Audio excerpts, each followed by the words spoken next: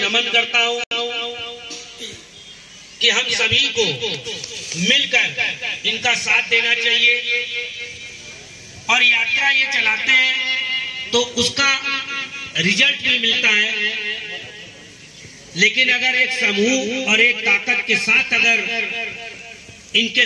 हम लोग इनके कारवां में शामिल होंगे, जितने यहाँ पर सब भाई बैठे हुए हैं, अगर इनके साथ कारवां में हम लोग सब लोग शामिल होंगे तो वाकई वाल्मीकि समाज समिति जन कल्याण समिति अरमापुर स्टेट द्वारा जो सम्मान समारोह किया गया है, ये सम्मान हमारे अखिल भारतीय सफाई मजदूर संघ के मुख्य संरक्षक पंडित रामजी त्रिपाठी जी अभी पीठाधीश्वर बनाए गए 9 नवंबर को, और 2 नवंबर को गंगा रक्षा पीठ के संस्थापक श्री मद जगत गुरु शंकराचार्य स्वामी वासुदेवानंद सरस्वती महाराज बद्रिका आश्रम हिमालय द्वारा हमारे मां पंडित रामजी त्रिपाठी जी को गंगा रक्षा पीठ का भारत का पीठाधीश्वर उपाधि से नवाजा गया है। और 2023 में जो हम लोग वहाँ ऋषि वाल्मीकि जन्मोत्सव मनाते हैं यहाँ पर, उसमें जो हमारे पदाधिकारी हैं और सहयोगी सदस्य हैं, उन सबका सहयोग है, उनका भी सम्मान यहाँ पे किया गया है। ये सम्मान समारोह इसलिए बनाया गया यहाँ पर। धन्यवाद। हैं सुप्रीम कोर्ट के अधिवक्ता, चलिए उनसे बात करते हैं, उनसे जानते हैं क्या वाल्मीकि समाज के लिए क्या कहना चाहिए। नमस्कार आपका। पहले तो मैं आज के जो आयोजक हैं उन्होंने मुझे आमंत्रित किया, उनका आभार व्यक्त करना चाहता हूँ। तो वो ठीक कह रहे हैं कि मैं सुप्रीम कोर्ट में अधिवक्ता हूँ, लेकिन एक बात बता दूं कि मैं सुप्रीम कोर्ट में सिर्फ समाज से जुड़े मुद्दों को उठाता हूँ और बिना पैसा लिए मुफ्त। मैंने आज से मैं 1980 से ये काम कर रहा हूँ। सामाजिक मुद्दों को सुप्रीम कोर्ट में ले जाता हूँ समाज की लड़ाई लड़ने के लिए। जैसे अभी एक मुद्दा भी बताता हूँ जिसकी सुनवाई अगले जनवरी में शुरू हो रही है संवैधानिक बेंच के सामने, 7 जजेस के सामने। वो है आरक्षण में भागीदारी।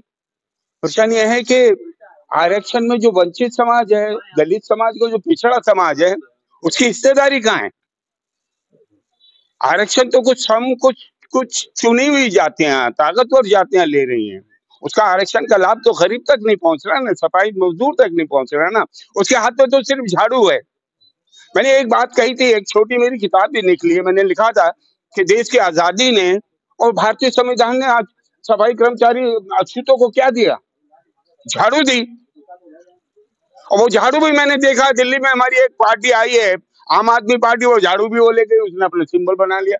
कुल मिला के झाड़ू वाली जो समाज है, इसको मिला क्या है? मैं उसी की लड़ाई लड़ रहा हूँ। जनवरी के अंदर 17 जनवरी से उसकी बहस शुरू हो जाएगी। पिछले 10-12 साल से हमारी पिटीशन पड़ी है सुप्रीम कोर्ट में, और बहुत से लोग आए हैं, पंजाब के लोग, हरियाणा के लोग, हिमाचल के लोग, बहुत जगह के लोग हैं।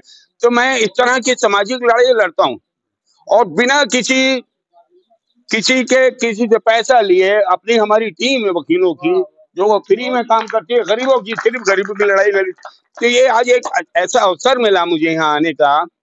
और भाई हमारे अभी जो एक कन्याकुमारी से और श्रीनगर तक जाकर एक यात्रा निकाल कर आए, ये बड़ा विचित्र काम का, ये ऐतिहासिक काम हुआ। इस तरह के काम होते नहीं है।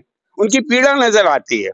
सफाई कर्मचारी समाज के साथ क्या हो रहा है, वो पीड़ा उसमें दिखती है कि वो कन्याकुमारी से लेके श्रीनगर तक जा रहे हैं। ऐसे माहौल में जब श्रीनगर की हालत इतनी खराब है, चारों तरफ अफरा तफरी फैली भी है, बल्कि उन्होंने मुझे भी आमंत्रित करने की कोशिश की, बट मैंने कहा कि मेरा जाना मुमकिन नहीं होगा, आप लोग जाकर आए। और ये बहुत अच्छा कार्यक्रम, और आपने जो आज उनके सम्मान के लिए कार्यक्रम आयोजित किया, मैं उनको बधाई देना चाहता हूँ, उनका आभार व्यक्त करना चाहता हूँ। वाकई वो सम्मान के हकदार है, उनका सम्मान होना चाहिए। यही है, इसी मिशन को लेकर हम लोग काम कर रहे हैं कि किस तरह से वंचितों तक न्याय पहुंचे, सामाजिक न्याय पहुंचे। हमारे साथ doctor OP Shukla ji, supreme court अधिवक्ता। समाज का सबसे कमजोर वर्ग है, चाहे विभाग में काम किसी भी विभाग में करें या किसी संगठन में करें या समाज में रहें, तो बड़ा ही कमजोर वर्ग है। इस कमजोर वर्ग को पूरे भारत में इन्होंने यात्रा करके इसको सिखाया है। बहुत अच्छा काम किया है। हमारे साथी भाई पवन जी और आगे बीच बैठे हैं, ये सब ऐसे लोग, भाई भारती जी बैठे हैं, उमेश जी बैठे हैं, ऐसे बहुत लोग यहाँ पे ताकतवर हमको आज समझ में आ रहे हैं, देख रहे हैं।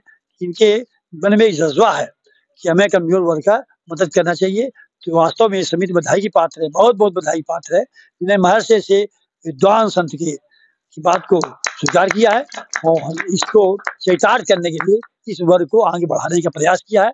ये सम्मान समारोह इसलिए बहुत ही महत्वपूर्ण साबित होगा आगे चलकर। और मैं पूछना चाहूंगा, आप गंगा रक्षा के पीठेश्वर है, गंगा के लिए समाज के लिए क्या संदेश देना चाहेंगे? देखिए, गंगा में कोई किसी का धर्म तो नहीं जुड़ा है, ये ऐसा विषय है जो सभी धर्मों के लोगों को, हमारे कानपुर ऐसे महानगर को भी पानी पिला रही गंगा जी, तो इसमें कोई धर्म और जाति का विषय नहीं है। लेकिन वो जो सशक्त लोग हैं उनको तो अपने समरसेबुल लगा करके अपना निकाल लेते हैं पानी, लेकिन वो लोग कमजोर वर्ग हैं जिनके लिए इस समिति काम कर रही है, वो कमजोर वर्ग तो गंगा जल के ही पी रहे हैं। तो ये गंगा एक बहुत महत्वपूर्ण है। आज भारतवर्ष का 1/4 हिस्सा का रोजगार गंगा जी से ही मिल रहा है। तो गंगा हमारी धार्मिक अस्मिता है और साथ साथ में हमारे जीविकोपार्जन का बहुत बड़ा साधन है।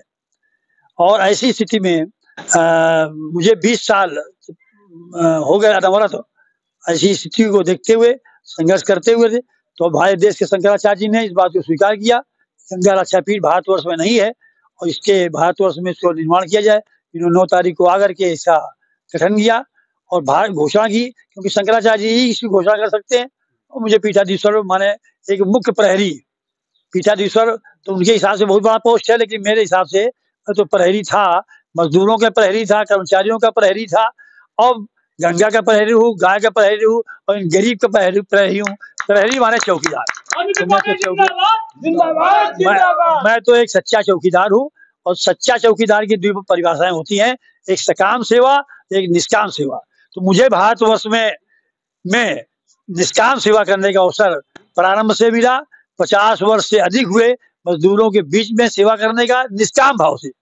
टेक्सटाइल के लिए मुझे जेल जाने का सौभाग्य मिला, मेरी कोई टेक्सटाइल में नौकरी नहीं थी। डिफेंस के लिए मुझे तमाम संघर्ष करने के सौभाग्य, उत्तर प्रदेश के राज्य कर्मचारियों को मुझे जेल जाने का सौभाग्य मिला। इस तरीके से 31 बार जेल जाने का सौभाग्य मिला निष्काम भाव से। तो ये मानव जीवन की यही सार्थकता है और गंगा जी यही संदेश दे रही है कि सबके साथ में निष्काम भाव से बहती रहो, अविरल धारा बहती रहे और निर्मल करना हमारा काम है। तो इसलिए हम चाहते हैं किसी डॉक्टर के पास जाने की जरूरत नहीं होगी, गंगोत्री का ऐसा जल हमारे घाटों में मौजूद होगा तो निश्चित रूप से किसी डॉक्टर के पास हमारे गरीब लोगों को जाने की आवश्यकता नहीं पड़ेगी। जब हम जल अच्छा देंगे, अन्न और जल का दोष बहुत महत्वपूर्ण विषय होता है, तो जल हम ठीक देंगे तो निश्चित रूप से हमारी बुद्धि विकासशील होगी और हम अच्छा काम करेंगे। और इसीलिए हम वो काम को कर रहे हैं। जो सौभाग्य मिला है मैं उस आदर्श को पालन करूंगा और निष्काम जीवन जीने का जो सौभाग्य मिला है वो मैं परमात्मा को बहुत बहुत बधाई देता हूँ। इसी तरीके से हमारे साथियों को निष्काम भाव से जीवन जीने का, तो हमारे बीच बैठे हुए एक से बड़े बड़े विद्वान लोग बैठे हैं, क्रांतिकारी बैठे हैं, योद्धा बैठे हैं, इन्होंने हमारे साथ में खूब सहयोग किया है और निष्काम जीने के लिए हमारा बड़ा सहयोग किया है।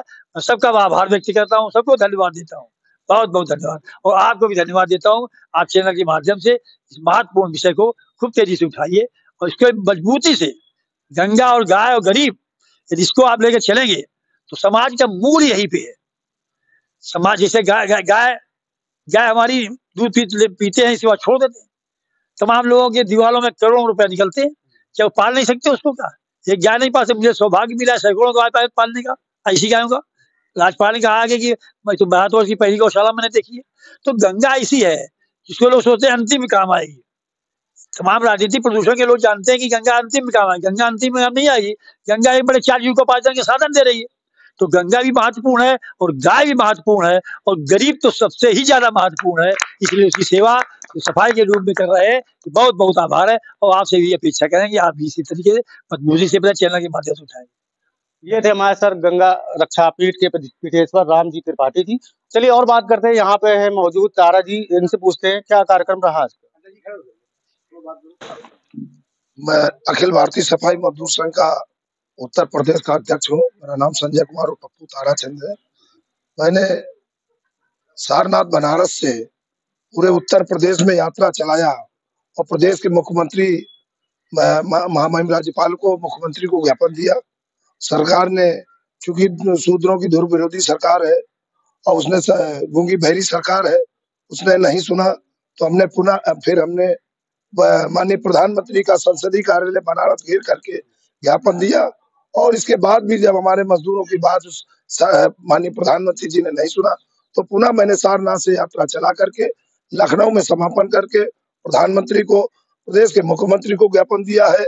और इसके बाद भी ये शूद्रों की धुर विरोधी सरकार है, गूंगी बहरी सरकार है, तो हमने कन्याकुमारी से लाल चौक तक यात्रा चला के देश के महामहिम राष्ट्रपति महोदय को, माननीय प्रधानमंत्री जी को ज्ञापन दे दिया है। और अटक से लेकर के अब कटक तक यात्रा चलाना है और पुनः देश के राष्ट्रपति जी को, महोदया को, प्रधानमंत्री को पुनः ज्ञापन देना है। और जो हमने कन्याकुमारी से लेकर के भारत के शिखर लाल चौक तक यात्रा चलाया, हमने देखा उत्तर प्रदेश में और कन्याकुमारी से लाल चौक तक में, ये पूरे देश में हमारा सफाई मजदूर आक्रोशित व आंदोलित है। आने वाले समय में मैं कहना चाहता हूँ सरकार के आपके चैनल के माध्यम से, सरकार ने नहीं चेता तो निश्चित तौर पे बड़े पैमाने में जन आंदोलन होगा। और सरकार को अब हम घेरने के लिए एक ऐसी व्यवस्था बना रहे हैं कि हम बहुत जल्द केंद्र और राज्य सरकार को, और ये जो आउटसोर्सिंग में जो ठेकेदारी काम कर रहे हैं, ठेकेदार हैं, विभागीय अधिकारी, इन सबको हम पार्टी बनाए।